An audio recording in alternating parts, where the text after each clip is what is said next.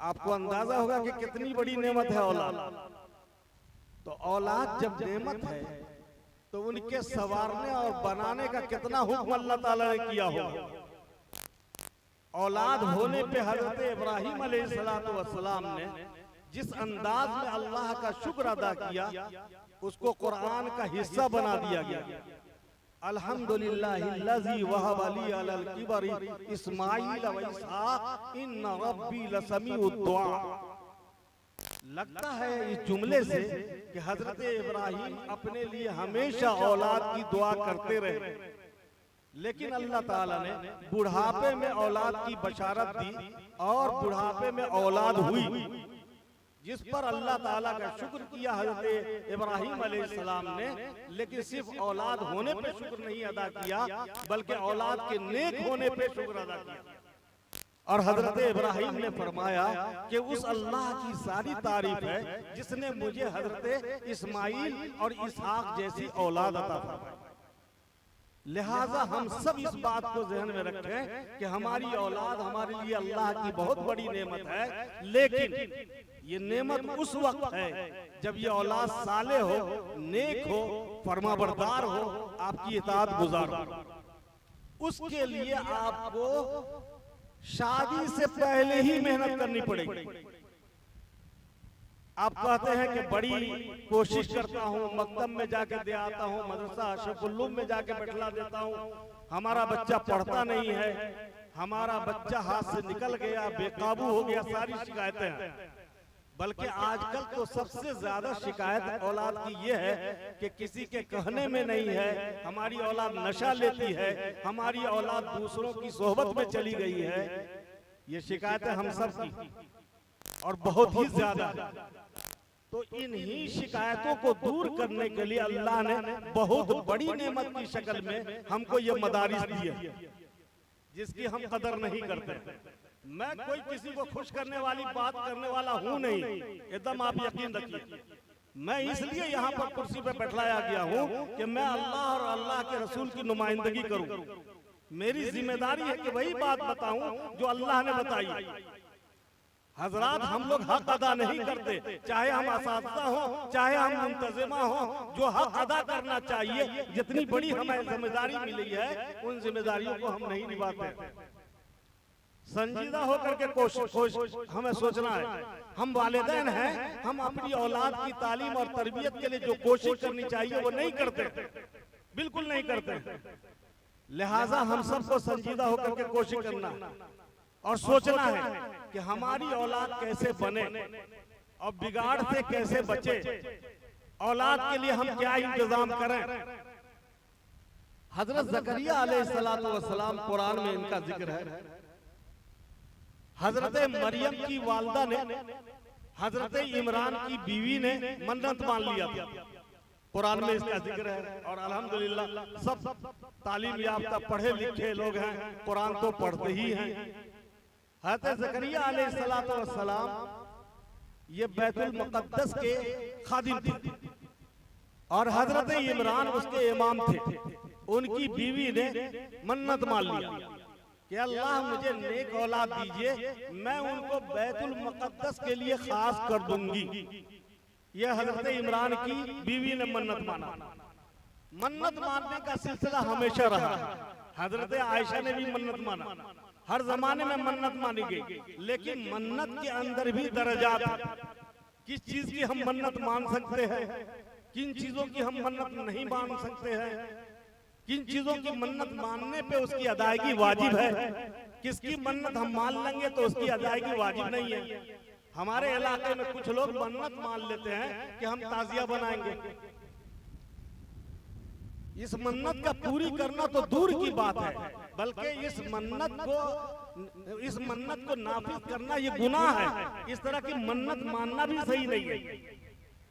कुछ औरतें मन्नत मान लेती है कि अगर हमारा बच्चा ठीक हो गया तो इसके कमर में घुंघरू बांध देंगे और ये दाहा जो है दाहा इसके गिर्द जाकर के घूमेगा। बिल्कुल शिर्क है। अच्छा, एक बात मैं वाजिब कहता हूं कि हम लोगों ने इस्लाम की बुनियादी भी सही तालीम हासिल करने की कोशिश नहीं की। एकदम सही बात। अगर 2-4 लोग हासिल कर लिए हो, 95% हासिल नहीं किए हो, तो हम क्या कहेंगे? बुनियादी तालीम नहीं हासिल किया। बहरहाल हजरत इमरान की बीवी ने मन्नत मान लिया। अल्लाह का फैसला अपनी जगह है। ऐसा नहीं कि कोई हम अच्छी मन्नत मान लें तो अल्लाह उसके मुताबिक फैसला कर दे। अल्लाह का फैसला तो पहले से अटल है। पैदा हुई लड़की, अब उनके वालिद तो पहले इंतकाल कर गए थे। हजरत इमरान जब पेट में बच्ची थी, हजरत इमरान का इंतकाल हो चुका, बच्ची पैदा हुई। अब माँ सोचने लगी कि बैतुल मुक़द्दस के लिए, यानी अगली शरीयतों में ये बात खास थी कि चंद औलाद में से एक औलाद को अल्लाह के लिए कुर्बान करना है, अल्लाह के लिए दीन की इशाअत के लिए उनको खास करना है। तो उन्होंने मन्नत मान लिया था। लड़की हुई, अब परेशान हुई कि मैंने तो मन्नत मान लिया है, लेकिन लड़की बैतुल मुक़द्दस में रहेगी कैसे? लेकिन मन्नत पूरा करना था, इसलिए गई तो सबने उसको अपनी किफालत में लेने की कोशिश किया। बात बहुत जल्दी करनी है, 10 से 15 मिनट वक्त है। सबने अपनी किफालत में लेने की कोशिश किया तो एक नेकी का मौका आया, सआदत मिली, हर एक की ख्वाहिश थी, इसलिए कुरान अंदाजी की नौबत आ गई। कुरान अंदाजी में हज़रत ज़करिया का नाम आया।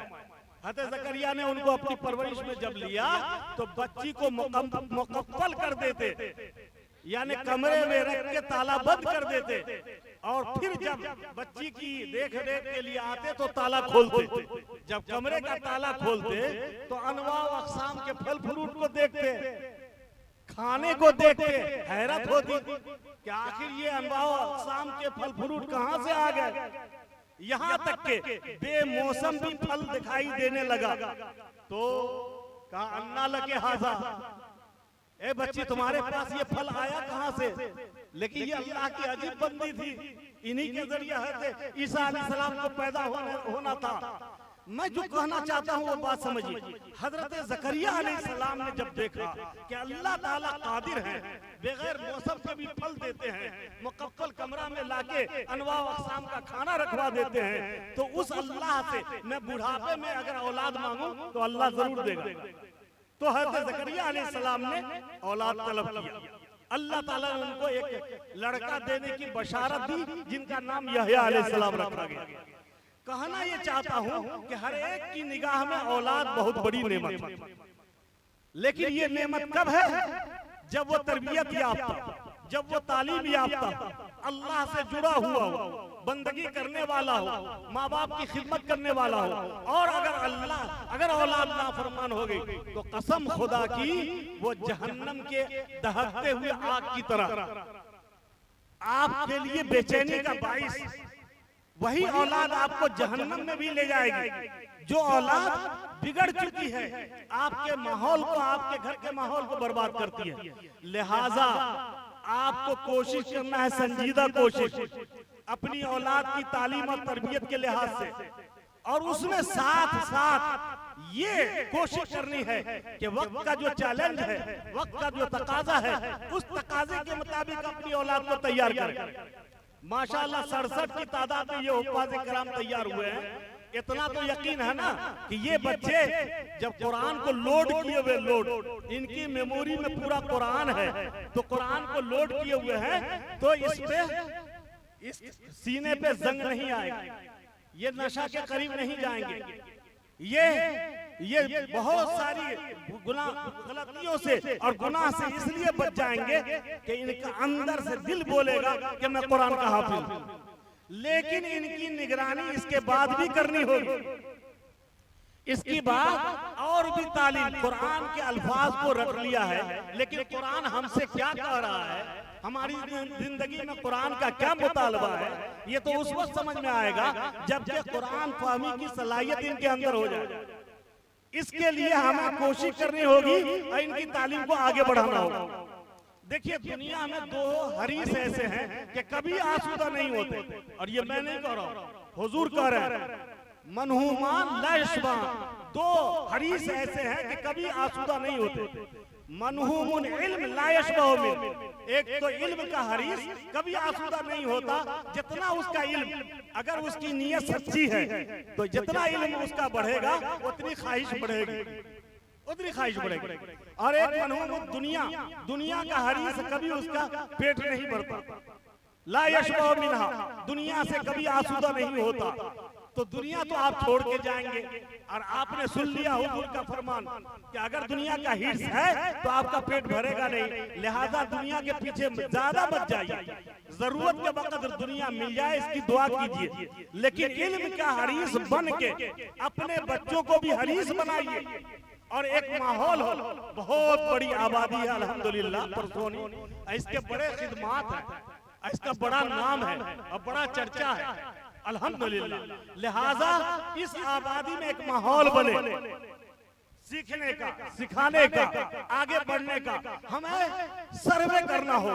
हमारे बच्चे हाफिज हो रहे हैं, इनकी बुनियाद दीनी तालीम से आरास्ता हो रही है, आगे ये कितना पढ़ रहे हैं, इनको दुनिया भी चलाना, इनको हुकूमत की बागडोर भी लेनी है। तो हमारे बच्चे कितने IAS में एग्जाम दे रहे जा रहे हैं, मुसाबका का दौर है, कितने बच्चे तैयार हो रहे हैं IPS के लिए, कितने बच्चे हमारे आगे बढ़ रहे हैं डॉक्टर MBBS के लिए। तो हम सब मिलके सर्वे करेंगे। उसके लिए दो बात जरूरी, यही दो पैगाम मैंने कुरान के जरिए आप तक पहुंचाया, वो दो बात सुन लीजिए। वो दो बात के बगैर कौम तरक्की नहीं कर सकती, कुछ भी कर लीजिए तरक्की नहीं कर सकती। वो दो बात अल्लाह ताला ने कहा। वो क्या कहा? मैंने आयत पढ़ी, अल्लाह तबारक व तआला दो बात फरमा रहे। एक तो अल्लाह का डर होना चाहिए कि हम अल्लाह का काम करने दुनिया में आए हैं, मौज उड़ाने नहीं आए।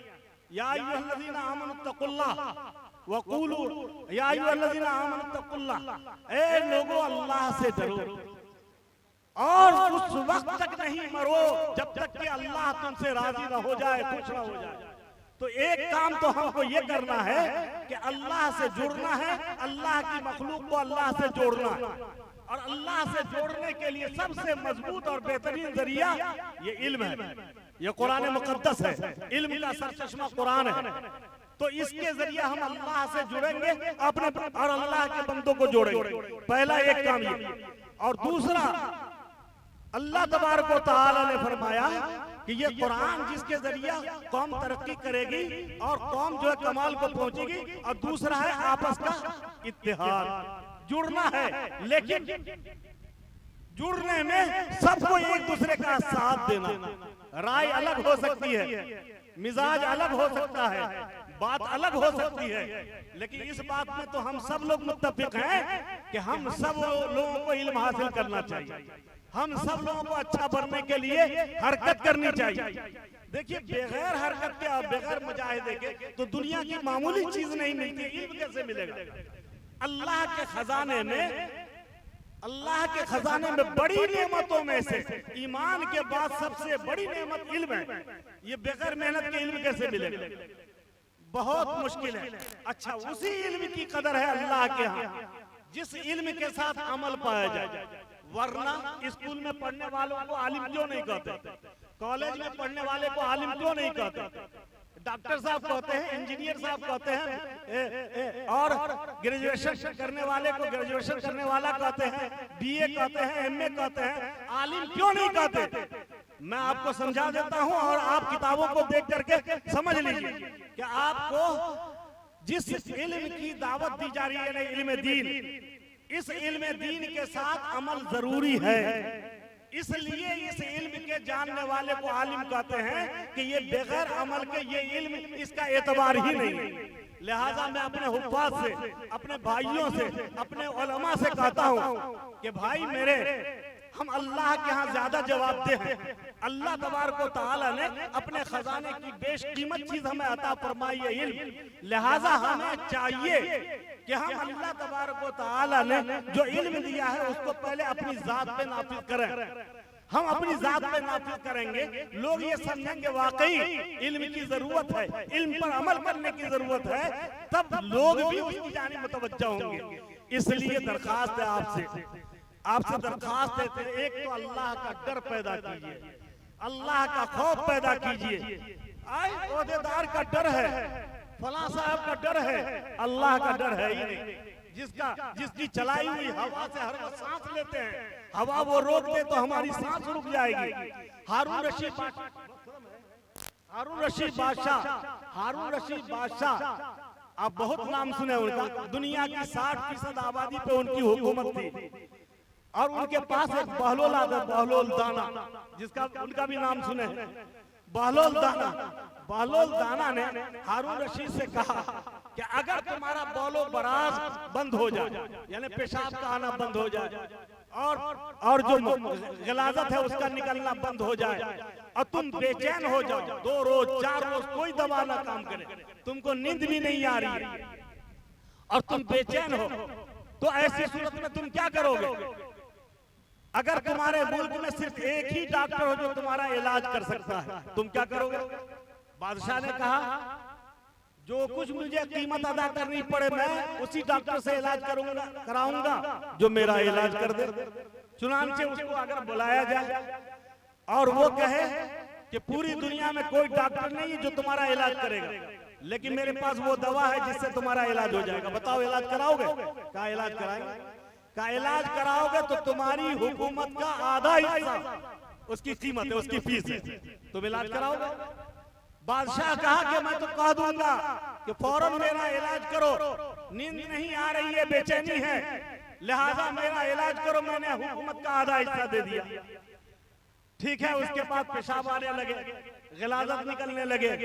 अब उसके बाद बंद ही ना हो, सिर्फ एक सिस्टम है अल्लाह का, पेशाब आ रहा है तो मजलिस में आ रहा है, पेशाब आ रहा है तो कपड़े में आ रहा है, गिलाजत आ रही है तो मजमा में वजीरों के बीच।